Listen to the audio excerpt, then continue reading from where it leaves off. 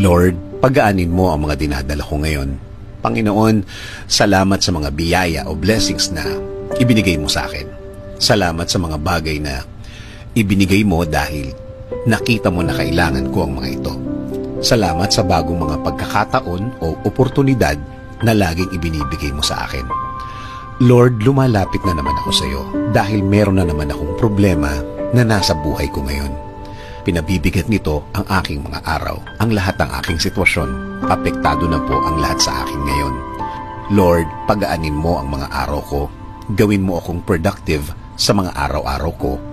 Gawin mo akong mas maraming magawa at mas maraming matapos sa araw na ito.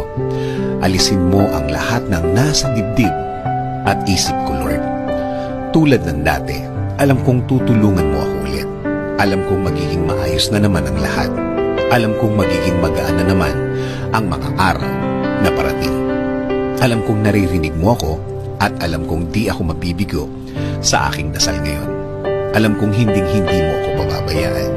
Makikita at mararamdaman ko na ang mga kamay mo sa buhay ko, Lord. Alam kong ipoprovide mo na ang lahat ng tulong na kailangan ko.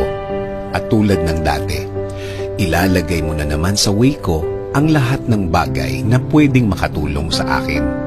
Ang